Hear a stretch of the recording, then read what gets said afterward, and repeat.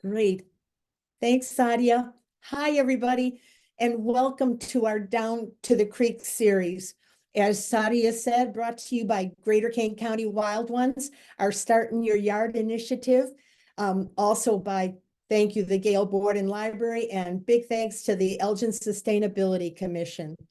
I'm the Vice President of Greater Kane County Wild Ones, as Sadia said, and I wanted to let you know that Wild Ones is a national organization, but our little chapter meets monthly in special places throughout the area, and we try to connect people and native plants for a healthy planet.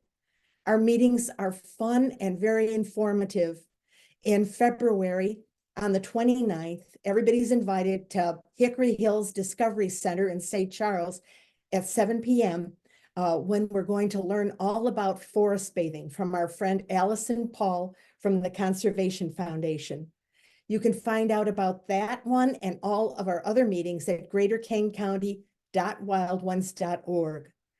I also would like to invite you to our very popular 12th annual native plant sale, which will be at the beautiful Gray Willows Farm in Campton Hills on May 18th. Mark your calendars. Even though the weather's nice, just get in the garden lightly now. If you become a member of Wild Ones, we have all kinds of special perks for you. To become a member, go to wildones.org. Right now, I'm pleased to introduce Jody Schmeck, President of Tyler Creek Watershed Coalition, who will present our panelists. Jody?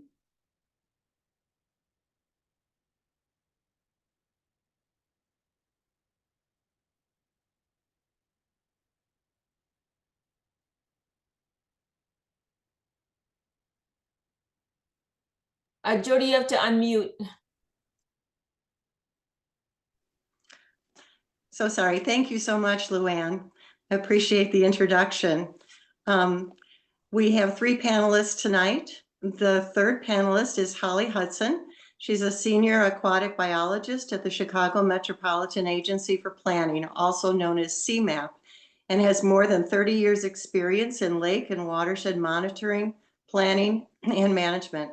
She enjoys sharing her passion for our region's streams, lakes, rivers, and watersheds. Today, she'll be talking a bit about watershed-based planning and management and how everyone in a community can play a part in protecting and improving our water resources and aquatic habitats. Holly is also a member of the Tyler Creek Watershed Coalition. Our second panelist is Rob Linke. He's a licensed professional engineer with the Kane County Department of Environmental and Water Resources. He has been practicing water resources engineering since 1995.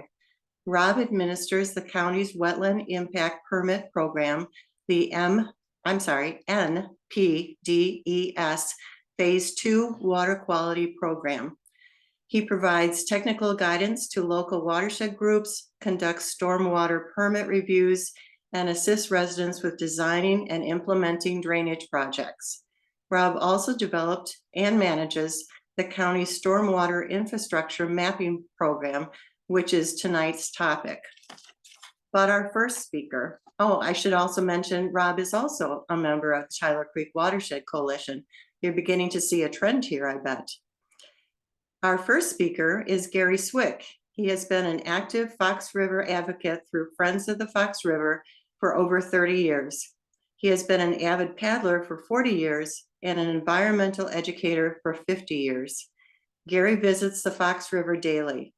This year, he received the River Steward Award from Prairie Rivers Network. Tonight, he will share why he is so proud of the Fox River. And I should also mention, Gary was a past president of the Tyler Creek Watershed Coalition. It'll be a fascinating program tonight. We're in for a treat.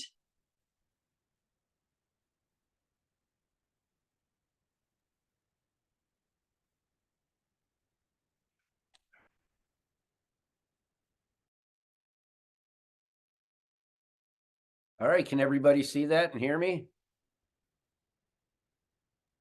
We do. All right, great. I thought everybody was on mute. Okay, so I'm really excited to be here with my two technical colleagues, and my job is to bring you some love for our watershed. So I'm starting out with a couple lovebirds right here, and you can read for yourself what they had to say to each other.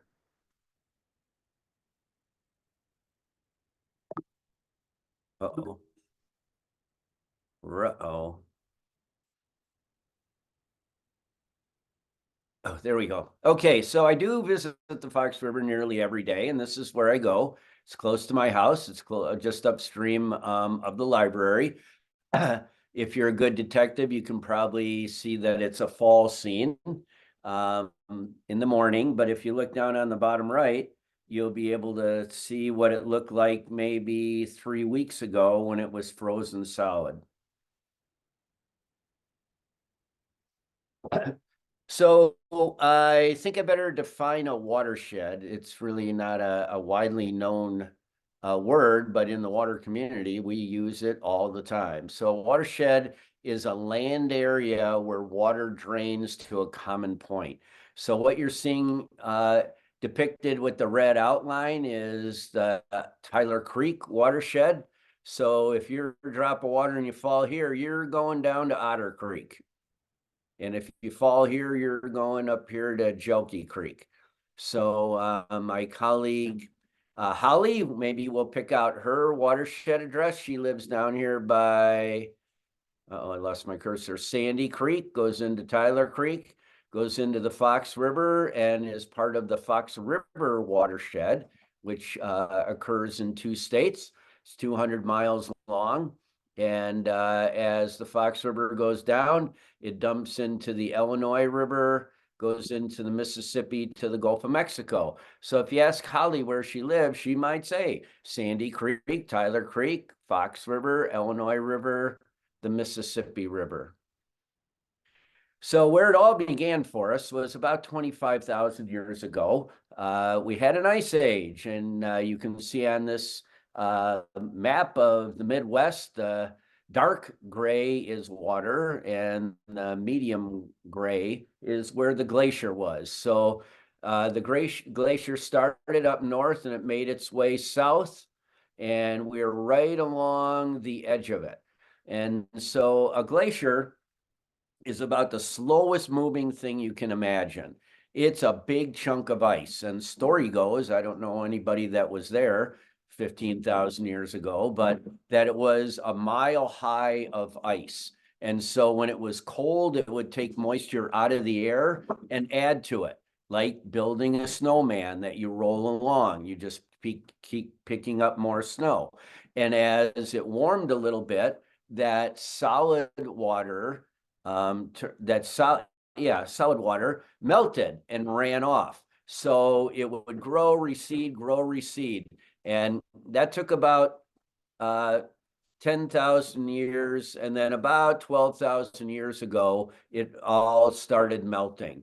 And as it melting, just like a snowman, all the things that it picked up along the way, rocks way up here in the Upper Peninsula, got carried all the way down to our doorstep. And so just like where the snowman melts, the carrot drops and the coal eyes drop and the scarf drops. And so we have a lot of material that got dropped right where we lived that came from several hundred miles north. And this is pretty important because it left these bare rock formations, which were the foundation for what is going to become our ecosystem.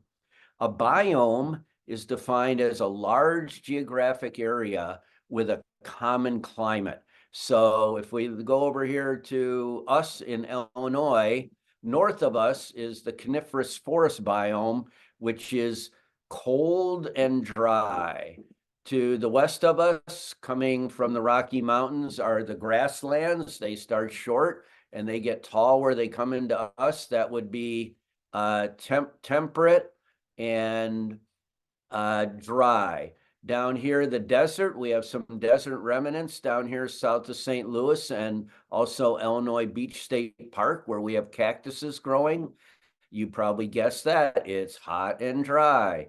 And the deciduous forest came across from the Appalachians, and that would be considered temperate and moist. So Illinois is this convergence of different biomes, which gives us a diversity of climate types.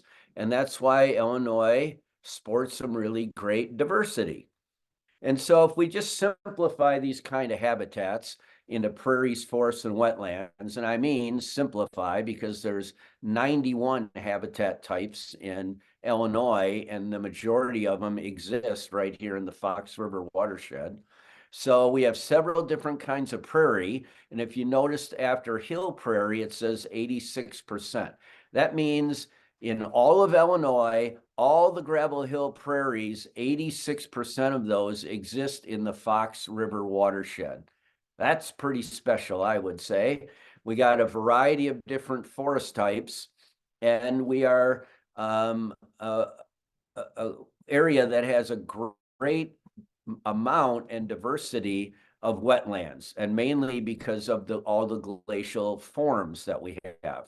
So a fen is a very interesting kind of habitat where water percolates down through, but it meets the limestone bedrock and then runs laterally and actually gets forced out of the ground. And that's what you can see in the snowy picture. That was about 0 degrees out, and you can see water is running here. So underground is 55 degrees. So it makes it to the top, but then it turns into ice. So, and of all the bogs, all of those in Illinois are in the Fox River watershed.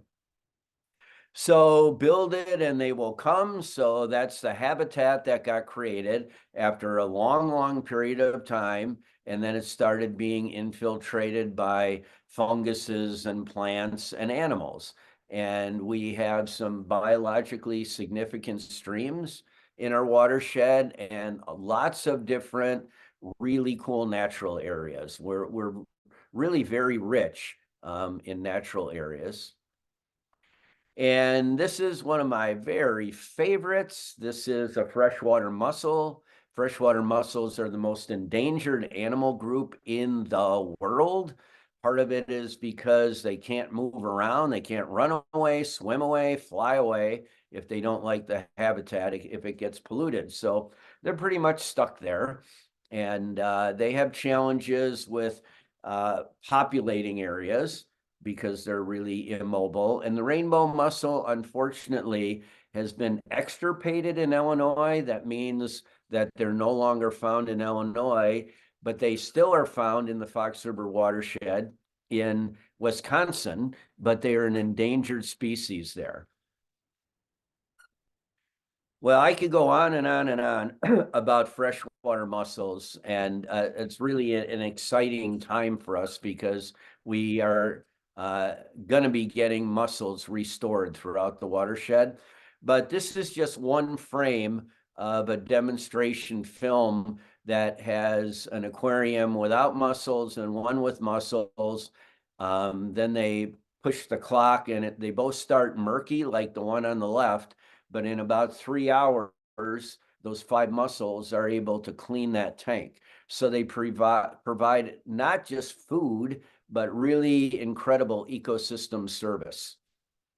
Well, let's start talking about who we are, the people that we are. And so this is a slide of Kane County, and what it's showing is hydric soils. That's the orange soils that are there, and those are soils that were submersed in water, so they were underwater. So that's how we know where wetlands were, by looking at the soil if it hasn't been disturbed somehow. So when people came here, the indigenous people ran into abundant resources. Wetlands are very rich in different kinds of plants and animals that are there, but the people were mainly hunters and gatherers, and they wandered around. They were nomadic. They were not settlement kind of people. And along with the natives came some Europeans to explore the land and see what was there. But the indigenous people were connected to the land, and they were one with the land, and in their culture, there were relationships with plants and animals, and they held them sacred, and they had certain principles. And one of my that helped them have a sustainable life. And one of my favorites that I just learned was, if you're harvesting some food, don't pick the first one, don't pick more than half, and don't pick the last one, and there'll be some for next year. Well, along with the native peoples were some pretty cool animals that we don't regularly have here anymore, like wolves and elk and the famous bison. And what I want to point out here, though, is that of all those wetlands in Kane County was about a quarter wetlands. Now less than 1% of Kane County remains as a wetland. So we've lost some really special habitat. But Illinois also has lost over 99% of its natural habitat. So the native people, as I said, they were nomadic. The ones around here were pretty tied to bison. They enjoyed the rich resources of our watershed, but they moved around. And the rivers served as trade routes for them. But then I might add, just read this, that in 1818, when Illinois became a state, there were virtually no white residents. It was dominated by Native Americans. But shortly thereafter, there became the push to push out the indigenous people. The Black Hawk War, I'll just generalize there, was a turning point. Some treaties were developed, but the indigenous people were pushed out, and that made room for the settlers. So the settlers just wanted to enjoy the abundant resources themselves, all the great food and the land, and was able to produce crops, lots of timber for them to build things, but water. It's certainly essential for something to drink and to grow things, but in this case, they saw it as power. And so that's a picture of a Lowhead Dam. First, they were built just out of logs and rocks, and then later concrete and steel. And the purpose of it was to slow water down and divert it on each side so it could run down channels and turn wheels to cut lumber and to grind grain, produce electricity, and turn belts so that they could manufacture things. So the difference between the indigenous people and the settlers is we put down foundations and started changing the landscape. And the river that was a trade route became now a pathway for us to just dump our waste. And there's a sign that we're still, the roads still carry our waste into storm drains. So, you know, we were just trying to etch out a life, and it was not easy living on the prairie. It's a pretty tough place to be, but thanks to John Deere, who made the steel plow and were able to cut through those deep roots and grow crops so that we didn't have to wander around and look for food, and we were able to harvest the forest and build our buildings. Well, we pretty much ran unregulated, and everybody was drinking out of the river, but by 1914, the river no longer was able to be a water source. It was too polluted. Back in the 60s, our own urban legend, the fox, got upset by some baby ducks being killed in a puddle of sudsy water. He tracked it back to Armour Dial down there in the bottom right, a soap company. He went to their outfall and plugged it up so their polluted effluent wouldn't make it to the river and would back up into their plant. He always used the media as his messenger and would alert journalists so that they knew something was going to be coming up so that they could cover it. And he never was apprehended.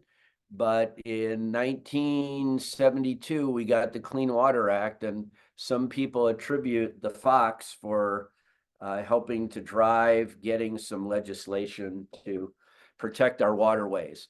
I'm going to fast forward now to 1999. There's some groups, several river protection groups in our watershed that were really pretty frustrated that we were not making the kind of progress in caring for our river that we should. And so American Rivers is an organization that has an annual 10 most endangered rivers in America list.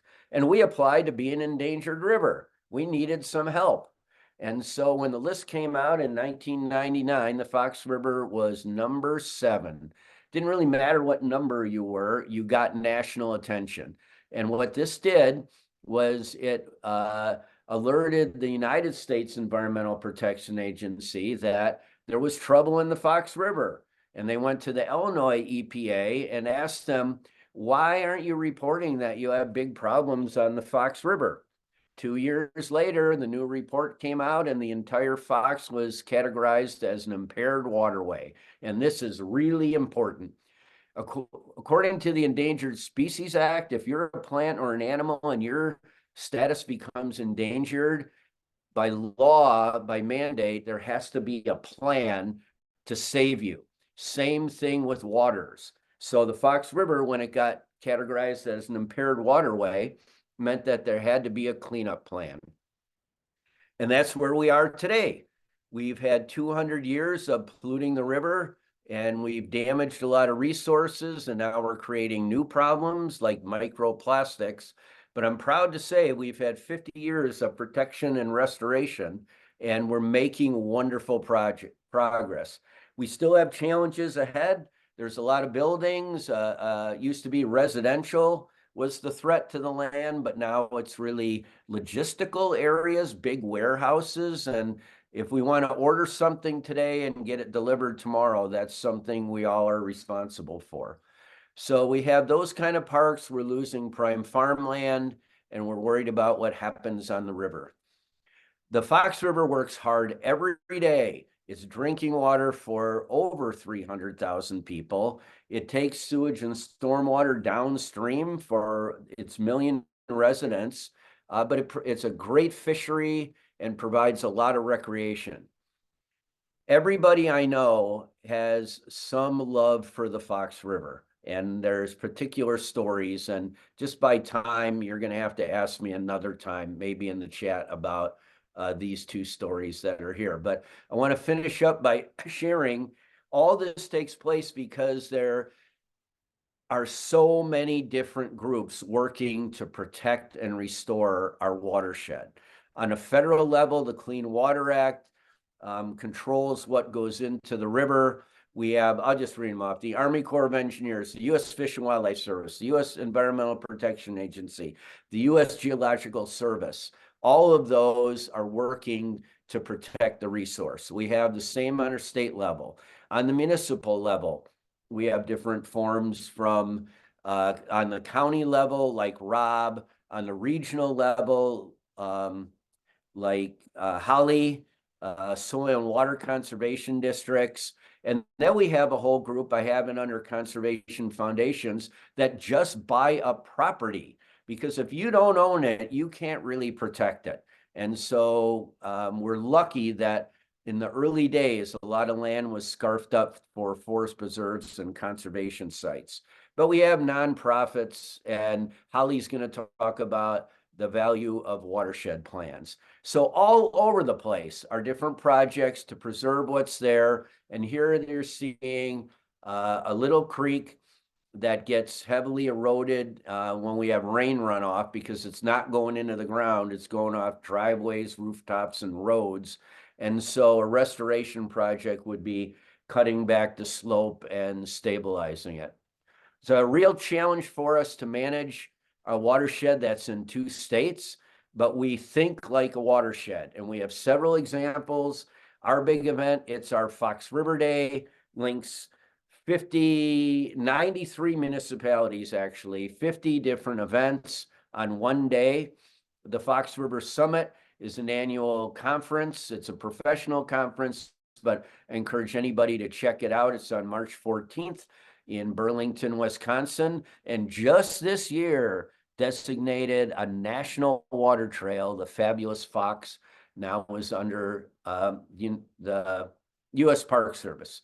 So I have a little movie trailer, but I think I'm running out of time. So we'll save that for another time. If you go to the Friends of the Fox River website, or you just Google up Watershed Warriors, you'll hear another rendition of my story. Thank you, everybody.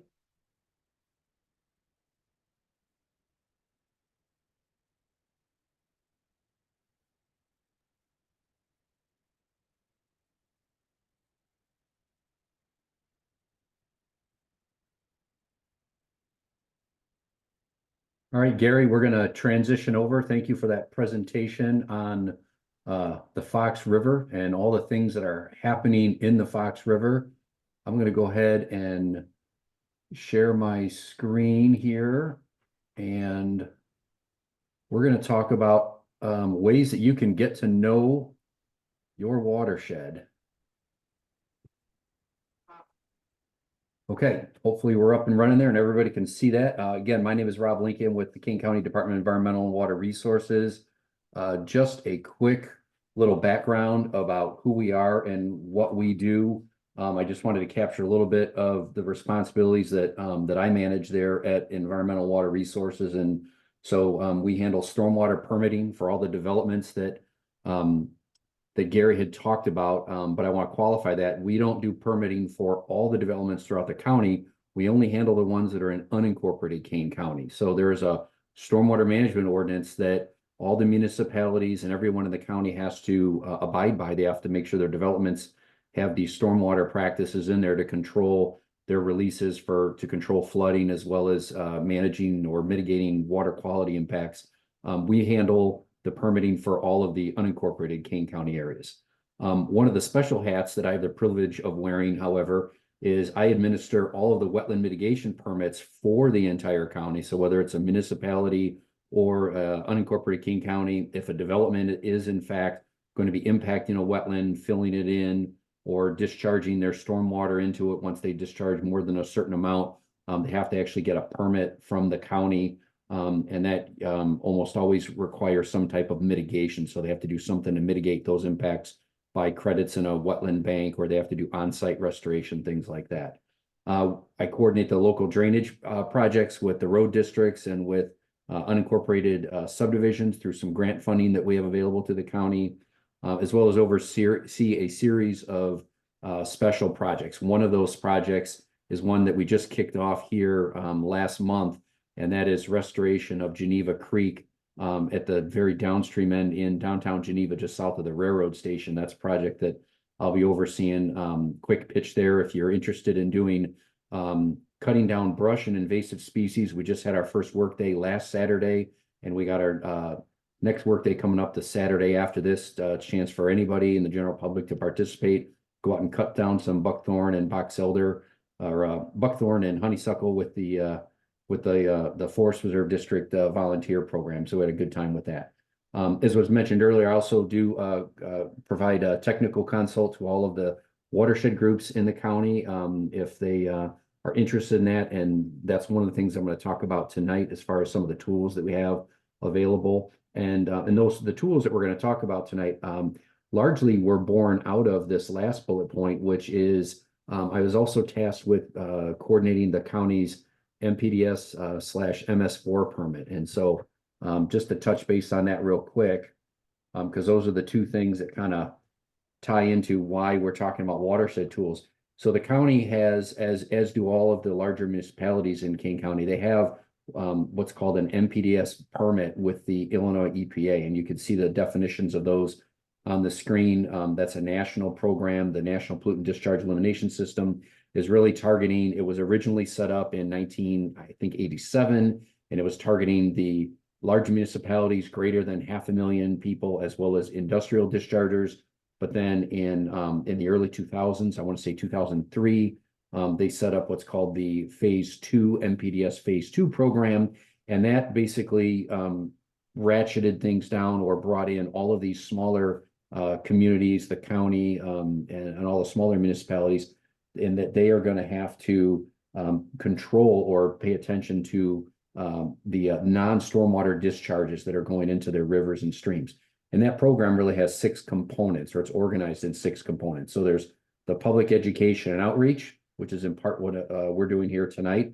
There's public involvement. So that would be like getting folks out into the streams, participating in cleanup activities and things like that. There's another one called the illicit discharge detection and elimination, the IDDE.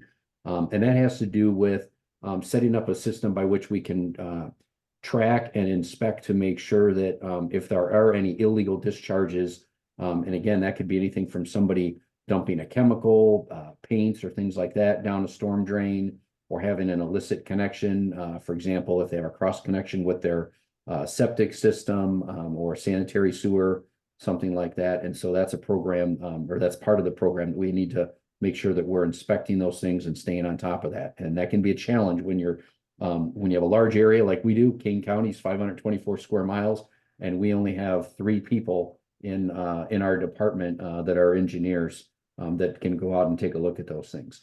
The other parts of this program are to you have to manage the construction site stormwater. So that would be like when you're driving by your construction sites and you see things like silt fence up around the perimeter, or straw bales, or those straw wattles. Those are things that control sediment. The erosion control aspect would be things like getting the blanketing on those freshly graded areas, getting blanket and seed on there to hold that soil where it's supposed to be, as opposed to letting it wash off the site, and then it becomes a problem. And then once the development's built, the program says that the county has to manage the stormwater after the development's occurred. And everyone sees that when they drive around and they go past subdivisions or industrial parks and the commercial strip malls and that, you'll see the detention basins out on the side lot or out in front of the subdivision and that. And so that's that post-development stormwater system. So we're managing that stormwater, slowly releasing it downstream, and hopefully providing some water quality benefits as well. And then the last component is the good housekeeping programs that the municipalities and like the county have to have in place. And that really gets back to how they're managing their public works, making sure that they're not having, when they have their salt piles during the winter, that those salt piles are covered, making sure there's a plan in place to be cognizant of where they're storing their chemicals and their refueling stations and all those kinds of things. And so these stormwater tools that we're going to talk about here, I'm going to run through on the next series of slides, are really born out of these 2 items. So again, as I mentioned, we're being tasked with being able to track down where an illicit discharge may be coming from. And we also want to be able to do this public outreach and share this information with the general public. And so we can create a map, and I think Gary showed you the same map. This is a map I created back when I was working with the Tyler Creek Watershed Group, maybe 14 or 15 years ago, something like that. And it's a great little map, and that it shows the boundary, it shows the municipalities, it shows the streams. And it's nice, but it's really not overly useful there, right? So it's hard for anybody to really pick out exactly, any detailed features of that. So with that in mind, as we were putting together our maps to map out where everything drains to and that, we created more detailed maps. And so this would be an example here. So these maps are actually on the county website. They're called countywide drainage maps.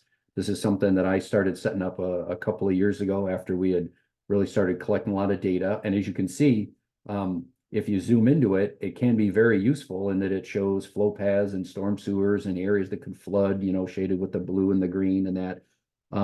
But it's very cumbersome to work with. So if you go on a website, especially this website on your phone, it's a 100 megabyte PDF file, and you try to open it up and then zoom in, and it becomes very, very hard to use. And in fact, we had a real world example where we were trying to use it out in the field where there was a chemical spill, and it was almost impossible. So this was something we could do in-house within our department. So that's why we put it together and put it on the website. But this really started us on this journey of being a lot more proactive and leveraging some of the technical expertise with our GIS department at Kane County to be able to actually put this information on the website in a public mapping tool, and then actually create our public mapping application, then create some tools within that app that folks can actually use to really drill down and see this data down at the parcel level. And so that's what we're going to go through in the next 6 or 10 minutes or so.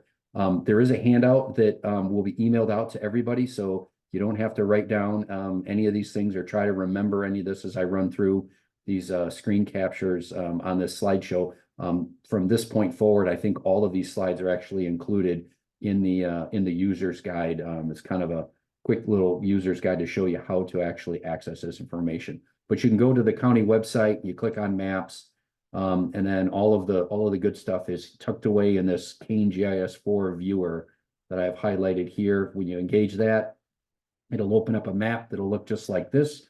And then you can use your thumb wheel to zoom in. And then if you hold your left mouse button down, just like when you're working in Google Maps, and you'll be able to navigate down into to look at things a little closer up.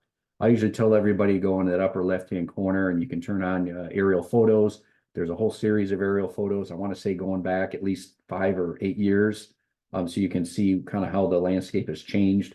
The most recent one that's on there is the 2022 aerial. And then over on the right-hand side, there's a whole series of layers that can be accessed. And so the ones that are of particular importance to us and to the Environmental and Water Resource Department, the layers that we generated are tagged under that stormwater tab at the bottom.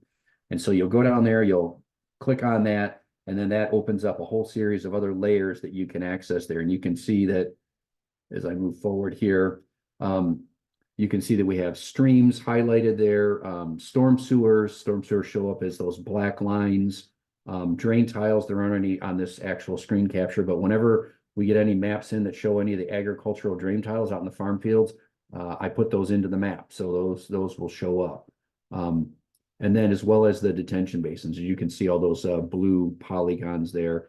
And then when you click on the detention basins, it'll actually, there's data in there running behind that you can look up and actually tell you who it was built by, whose jurisdiction it falls under, when it was built, and then what type of basin it is.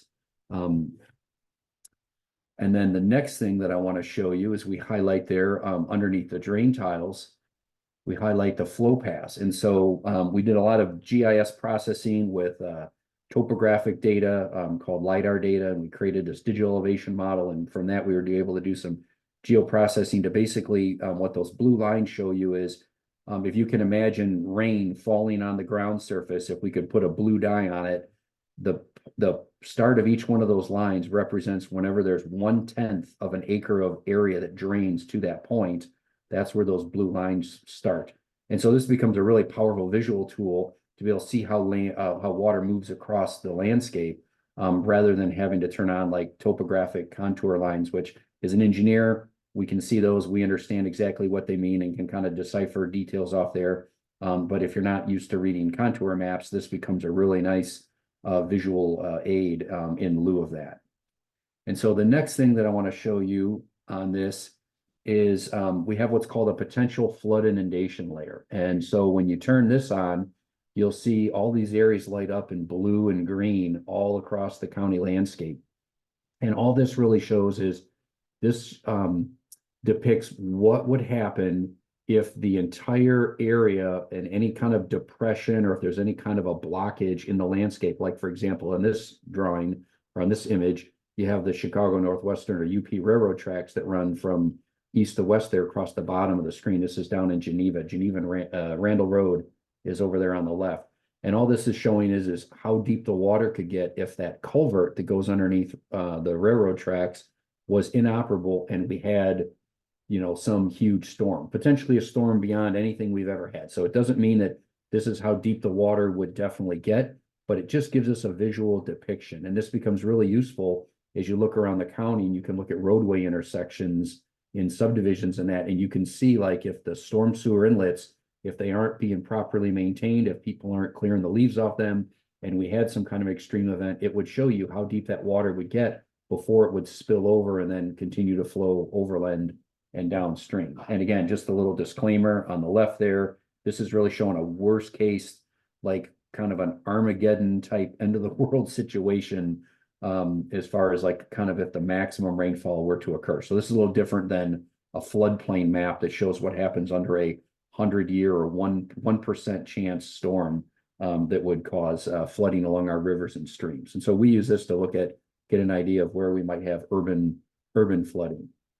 So we have these series of tools. So if we go back to that same map here, there's a section, a drop down called themes. And if you click on the stormwater theme, so what you can do is you can zoom in again to anywhere on your property, to your parcel, or wherever your church or school or anything. If you saw something somewhere in the landscape and you're just curious where it drains to, you can click on this stormwater theme, and it changes the map over to this. You zoom in to where you're going, and you can see on the left, all you have to do is find a particular spot and click on it. And then what it'll do, in this case, if we clicked on that purple parcel all the way at the top, in a matter of about 30 seconds or so, it'll actually run a storm trace that you see highlighted in green. And then you can actually see exactly how the water goes from whatever point you click on in the county down to through the storm sewer, through the culverts, to the nearest stream, and then ultimately out to the Fox River. If you were to do this further out into the western part of the county and click on a point, once you get over the Fox River watershed divide, it'll actually run a trace through the farm ditches and out through and ultimately to the Kishwaukee River, or really to about halfway through DeKalb County, and then it'll stop there. So, but again, it becomes a really cool and informative tool for the general public to be able to answer that question of where does my stormwater go? But it's, as you can imagine, when we think about things like the illicit discharge detection, or if there was a spill, a gasoline spill, an accident, a tanker truck, explodes one of its 50-gallon, diesel tanks ruptures, and that water's going into an adjacent storm inlet. This becomes a really useful tool for like Office of Emergency Management or a local fire department to be able to access this online and then trace out exactly where that flow is going, so they can get out ahead of it and deploy some mitigation measures, oil absorbent booms, or cofferdam off the storm sewer or something like that. And then you can export this to a KML file. So you see on the left there, if you click on that, it'll download a KML file. And if you open that up, if you have Google Earth on your computer and you just click on that KML file, it will automatically display that green trace line on Google Earth. And then you can work with Google Earth from there to kind of pan around and look at different things that are available through that. The next thing is the watershed delineation tool. So while the first tool tells us where the water from any given point is flowing downstream and ultimately to the river, this tool does the reverse operation. And so this will actually delineate the watershed. So it's the same thing. You click on themes, you click on watershed, it will turn on the aerial photo and all those flow paths. You can zoom in to anywhere in the county you like. So in this case, if you guys can see my cursor, this is downtown St. Charles.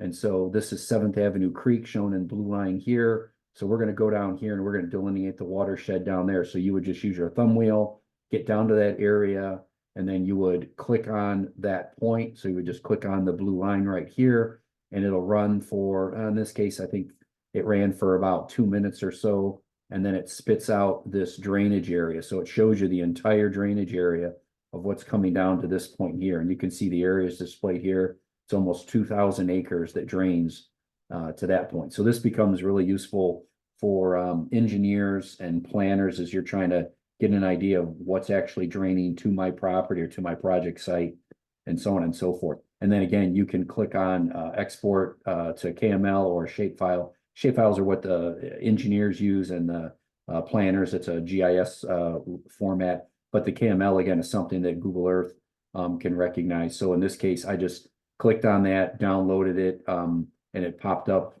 as a download, and then I was able to bring it right into Google Earth. And then you can just kind of change the formatting to make it just an outline, and then you can access this data and really overlay it on any of the features that Google Earth has. You can do things like scroll back in time with the time lapse feature up here, and work at that through Google Earth. So that is all that I have. I think we're saving questions till the end, but I want to encourage everybody to go to the handout that you guys are going to get in the mail or via email, and then be able to use that and start surfing around your part of Kane County and figure out where it's draining to and what drains to it. And with that, I'm going to turn it over to Holly, and she's going to talk about watershed planning.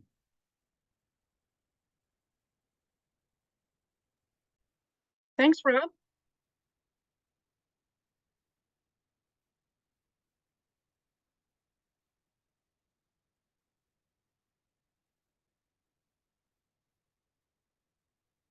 Now, as we click all the right buttons and hope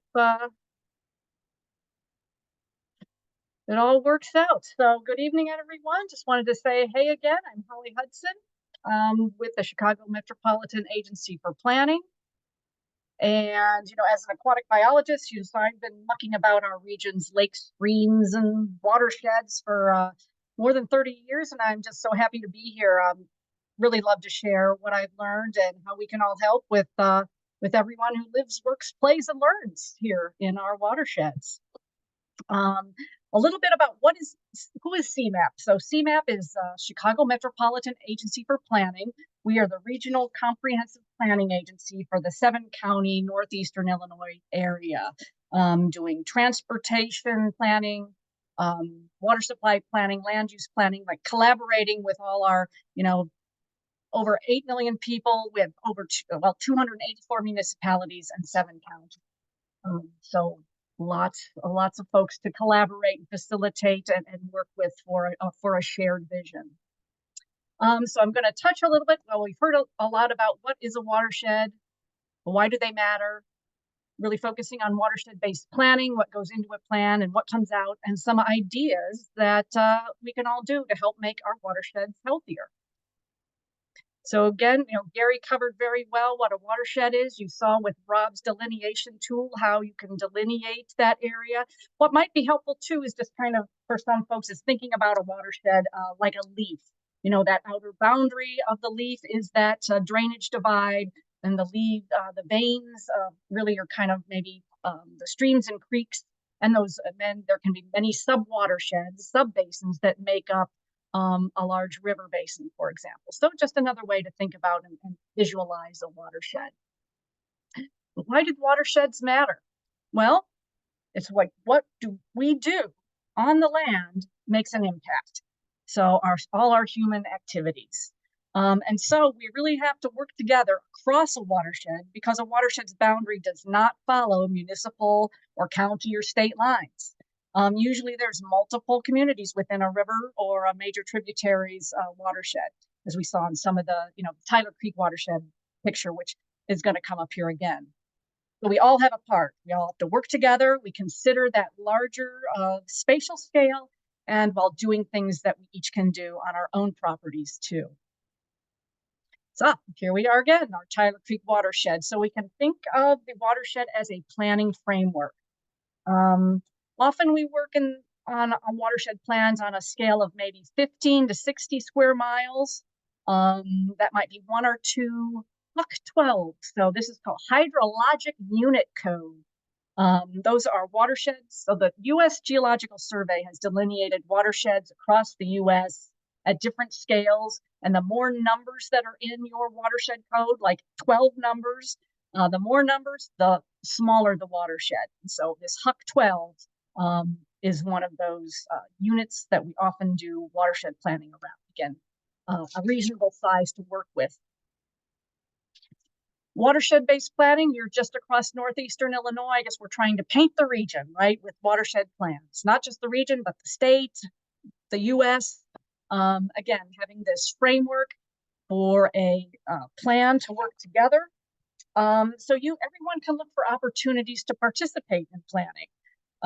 You can check with your regional planning agency like CMAP to find out what's going on, or a state agency like Illinois EPA. Actually, all these plans must meet what are called 9 minimum elements of a watershed-based plan, defined by US EPA and of course our state Illinois EPA. So you can check with our state EPA to see what might be going on, as well as your county's planning or water resources department, or other local watershed groups like the Fox River Ecosystem Partnership and Friends of the Fox River. So this map here is a little bit out of date from 2019. I'm actually in the process of updating it. So we'll hopefully get that updated over the next month and get it up on CMAP's website. But there's always some new, so some of these yellow plans are now green, meaning they've been completed. There's some new areas that are white that should be yellow now because new plans are being developed as we speak. So you can get involved in new planning efforts and updates, because about every 10 years, we want to kind of take a look and update our plan. So there's always something going on. A little bit on watershed-based planning steps. It's a collaborative process. Certainly at the beginning, we're building partnerships, right? We want to bring everyone together that has a role or a stake in that watershed, whether it's landowners or managers, you know, the municipalities, the counties, the townships, the homeowners associations, the forest and park districts, individuals, organizations, you know, just trying to bring everyone together. You might form a steering committee and a technical advisory committee. You'll meet, I like to meet with all the different homeowners associations, other environmental groups, neighborhood groups. Again, just bringing everyone together as best we can. There's a whole big section on characterizing the watershed, meaning understanding what the existing conditions are from natural resources and water quality. Who are the people who live there? What programs and plans are already in place? Again, just a wealth of information that goes into this. And then, of course, setting goals, because you want to, you know, once you understand your watershed better, what are the goals you'd like to reach in your watershed? Could, you know, certainly, typically it all improves improved stream water quality or lake water quality, maybe protecting groundwater, conserving open space, maybe reducing flooding and stream bank erosion, raising public awareness. Again, this is what the groups, you know, set the goals. And then you have to come into your identifying your action items, your implementation program. Who's going to do it? Where's it going to be? What those projects and programs might be? How much might this all cost? Then, of course, we don't want this just to sit on a shelf. We want to make it, you know, get it implemented, have some action. So then we move into the implementation phase. Ideally, there's a watershed group or a county or municipality that kind of takes the lead and checking in regularly with everyone and documenting and measuring progress. And then again, after about 10 years or so, that mark, we want to kind of have a thorough revisit of our plan, see where we've gotten, celebrate our accomplishments, adjust and improve the plan, and keep on moving forward. And again, all can be part of implementation too, whether it's formally, you know, through our work maybe, or just as citizens in our own backyards. Watershed planning has many co-benefits. You know, there's many aspects to it. I just think it brings everything together, from public works and planning and economics and, you know, understanding our, you know, the setting in which we live, stormwater management, flooding, groundwater, those infrastructure investments we need, the types of land management we do, our development and land use decisions and ordinances, protecting open space, educating, all these kinds of things get covered. I did want to point out, so watershed-based plans, the focus on addressing what's called non-point source pollution. Again, Gary brought this up a bit. And we're restoring and protecting our impaired waters. So again, this non-point source pollution is diffuse. It runs off the land, it's carried up, you know, carried by rainwater and snowmelt, and eventually makes its way to our nearest, the nearest water body, like a stream, a lake, wetland, or river. So non-point source pollution is not at the end of a pipe. That's called point source pollution, right? Which has been pretty well addressed through federal and state regulations and permitting, like the NPDES permitting program and our MS4 program, municipal stormwater program. But so again, the non-point source pollution we're talking about is most commonly things like eroding soil, and that eroding soil carries with it nutrients like phosphorus and nitrogen that are found in fertilizers and manures, as well as chlorides like used in winter road maintenance, because excess of these pollutants negatively impact water quality and aquatic life, hence the word those waters are impaired. So how do we determine if a water is impaired? Well, there's lots of study that goes into that. So there are, well, Through Clean Water Act rules and regulations, every state is required to monitor and assess their waters and submit a report to Congress every 2 years. So the state organization, the state EPA, the U.S. Geological Survey, some large watershed group, health departments, a myriad of data is collected on water chemistry, aquatic life, the fish and bugs and mussels that live there, looking at aquatic habitat, and they compare all this data to state standards, indices, and guidelines for meeting a water body's designated use. Again, this comes from the Clean Water Act. We want our waters to be fishable, swimmable, and drinkable.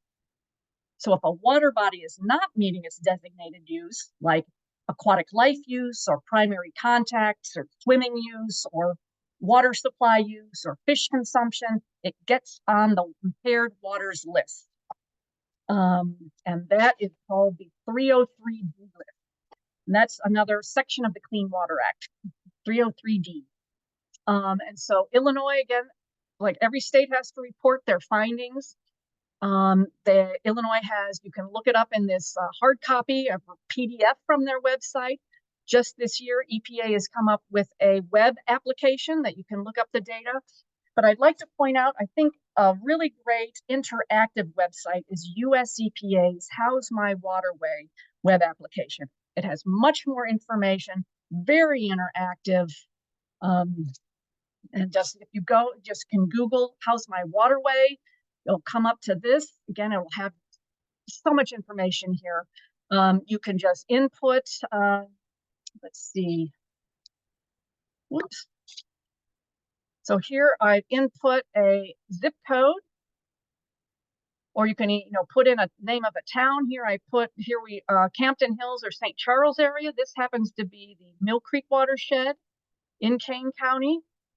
You can see the red part of the stream that's impaired. So water quality indicated it was impaired, or probably certainly aquatic life. Again, you can dig into all these different areas on the website.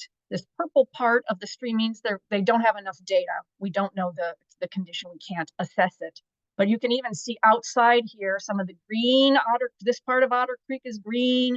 Here's Ferson Creek. It's red, so it's impaired. Here's our Fox River, mostly red, so it has some impairments. The aquatic life and fish consumption, for example.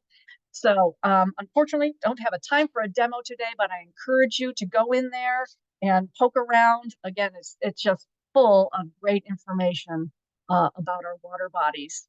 Watersheds, I think it even includes like if a plan exists and some of the action items that may have been undertaken already. So what comes out of these watershed plans? One of the keys I just wanted to point out is, these identification of all sorts of action items, best practices that protect and improve water quality and aquatic habitat.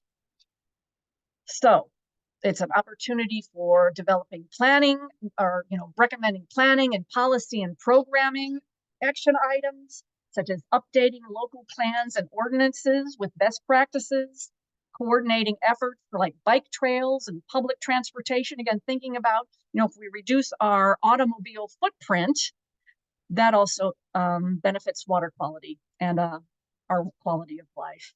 On the agricultural side, having agricultural resource plans and nutrient management plans.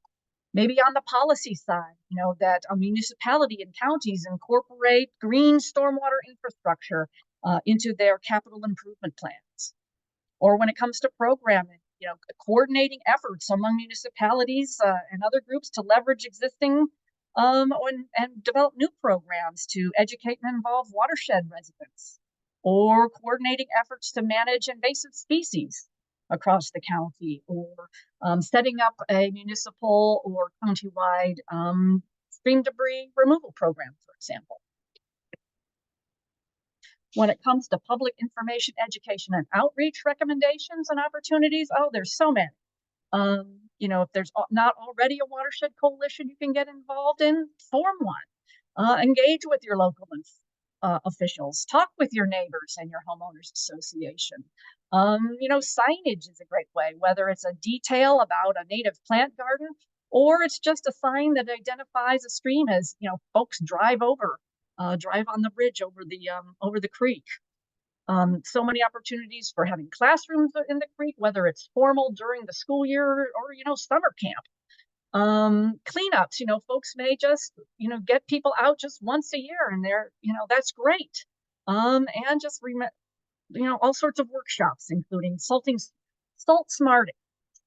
salting for wintertime road geos. So again, opportunities, sky's the limit.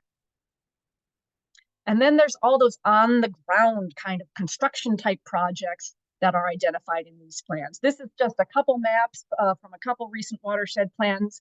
It's just to show there's so many dots on the map, right? And they represent all sorts of BMP opportunities, best practice opportunities identified by many folks, whether it's local government staff and officials and consultants and those homeowners associations and individuals and business owners that are engaged through the planning process.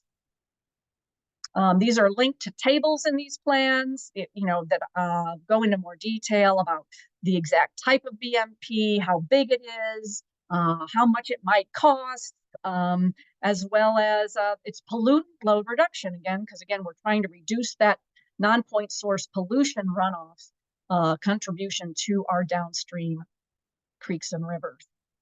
And so these different types of practices, you know, there's we're thinking about filtering and infiltrating water to reduce nutrients from bioswales and rain gardens and green roofs, maybe retrofitting those turf stormwater basins to something with more of a prairie bottom, doing things on our agricultural land, having good cropping practices and nutrient management plans, maybe keeping livestock out, you know, managing their manure and keeping the livestock out of you know, directly accessing streams and rivers. Opportunities for stabilizing stream banks and shorelines and establishing native riparian areas or waterside, riparian being waterside, buffer strips, you might say. Strategies for reducing chloride, whether it's on our roads and parking lots, as well as in our own driveways and sidewalks. And then natural areas restoration, whether it's kind of some of the large scale wetland and prairie and woodland restoration, or even just spots in your own backyards, or converting some turf to a native prairie garden, rain garden. So taking it all home, this whirlwind tour, we can all participate in watershed planning and protection in many, many ways. So just think about, you know, the common theme is just if we're infiltrating rainwater and reducing soil erosion, you know, this is kind of the theme that runs through many of our practices.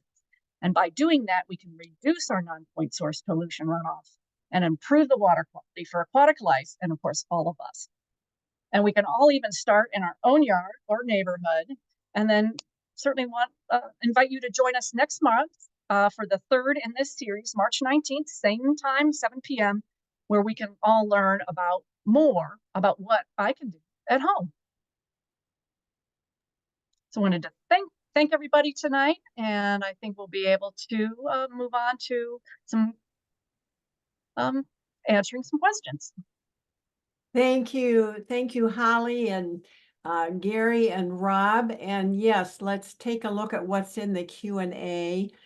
We have several questions. Some have already been answered. Dean is asking, what would that agency POC, I think that means point of contact, be? And I think that was for you, Holly. It came up during your presentation. You were saying that people could contact for more information. Dean wants to know what agency oversees watershed plans. I guessed it was the IEPA.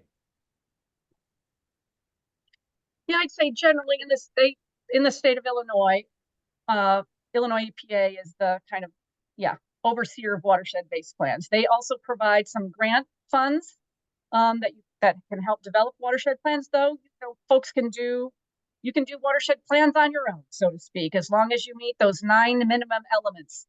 There will be a handout too that will have some resource links that you can read all about all the details with watershed-based planning. And that'll give them a way to make contact, correct? Right. So again, Okay. with regional planning commissions, counties to watershed groups. I think the important thing to point out though, Holly, is that the watershed-based plans is entirely a voluntary effort, right? So like the IEPA does not come into Kane County or City of Elgin and say, hey, you need to do a watershed-based plan to address this, to address the pollutant concerns on that. So that's kind of an important thing, is that it's really a collaborative effort that's done on a voluntary basis. And as you obviously are more than well aware of, our best watershed plans. First of all, the best laid plans are great, but they often, if there's not a champion, a local champion that's going to the city councils and is kind of, making sure that it stays front and center, the issues at hand and the recommendations. The problem that we have is that the plans often kind of get stuck on the shelf, and they kind of fall to the wayside. So if there isn't a body already, there isn't a plan for the creek that you live near or the body of water, how does that get initiated? Well, again, usually it's by someone who has that interest. For example, up in the Spring Creek and Flint Creek watersheds, it was just, a local folk who was interested in getting that started. So they just kind of started gathering the municipalities together and said, hey, let's do this. And so they kind of developed that, followed the 9 minimum elements and kind of developed it themselves. Was able to bring in some consultant assistance as well. But as long as it gets approved by, pass it through Illinois EPA, what that opens up is some opportunity for grant funding. And like Rob said, everything is voluntary, but it's a great way to open up a key for some federal grant funds. Paul says yours is a voice of experience, full of knowledge, vision, immediacy, and promise. You brought the need down to each person's responsibility and awareness, and a smile follows the comment. So thank you. Bill Becker says in Elgin, the engineering department issues permits for construction sites. Contractors have been fined for violations in the past. Some sites contain USA COA permits. Those are inspected by the Kane DuPage Soil Water Conservation District additionally. Did you want to comment on that?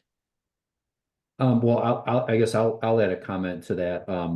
And that is, I think it's important though that, just as I think Holly and Gary have kind of, said either directly or implied, I guess, through their presentations, that certainly, we need a watershed that's full of caretakers, people that are involved and that are paying attention to what's going on.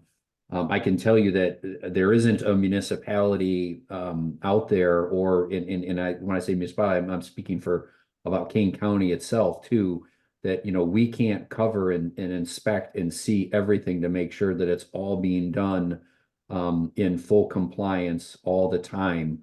So that's why it's important, for example, the people that are even here on this webinar and that to pay attention. And it's kind of like when we talk about crime and all that, when they say if you see something, say something.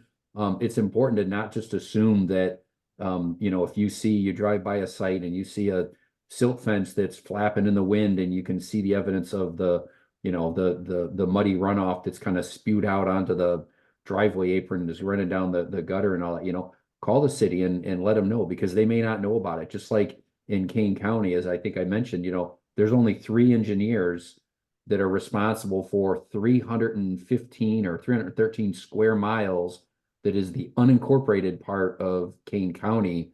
And so every activity, whether it's permitted by, through a stormwater permit or just somebody, as in often the case, somebody's doing something without a permit, it falls to us 3 and we can't be everywhere. So we rely on people to call us and let us know. So, and it's the same thing with water quality. There's all these programs in place that we on the government side, the local government side, are supposed to be doing.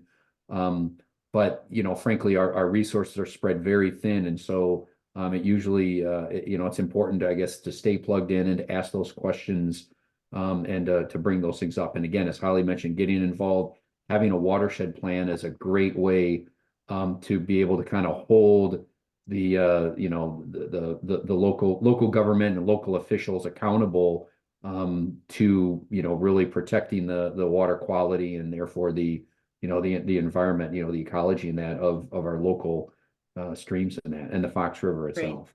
Great, thank you. And then Dean says, are there any new BMPs to better manage road ditches to act as mini bioswales?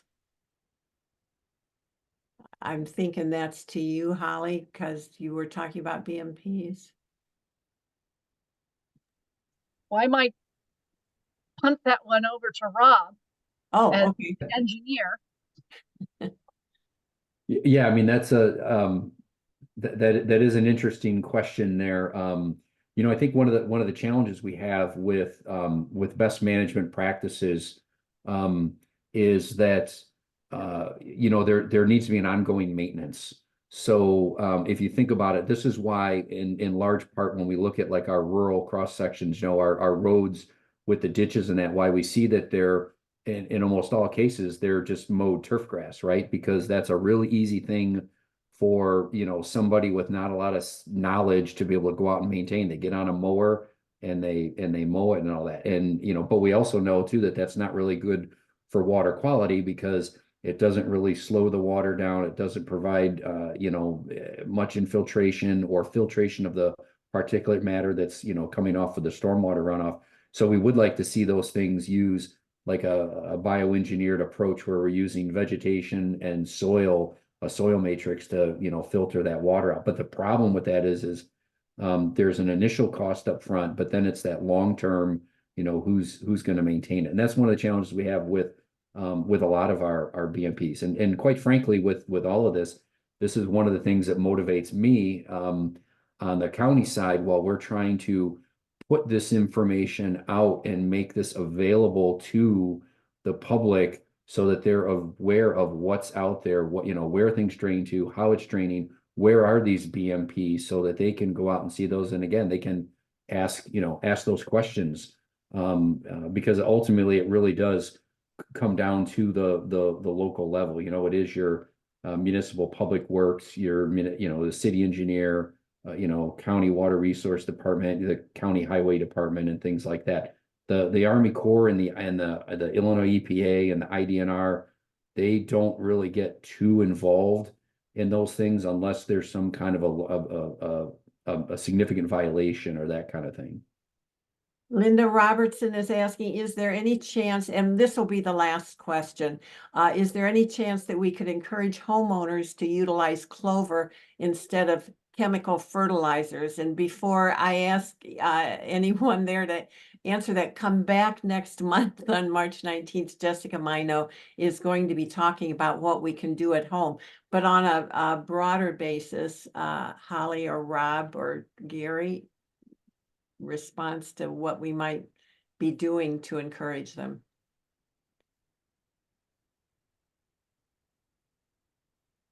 I'll let somebody else respond. Otherwise, I'll keep chattering away. Well,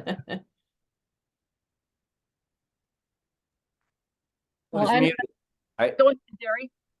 Yeah, be a good example. Do it and show your neighbors how well it works. Pick some of those 4-leaf clovers and give them good luck. And talk to your neighbors. So much of this stuff is just cultural and it's stuff that's passed down and we don't even know why we're doing it. We don't question it. And I think the key is looking at our yards as habitat. Thanks, you guys. This was just fabulous. It's amazing how much information there is to be known and what all is going on back there behind the scenes.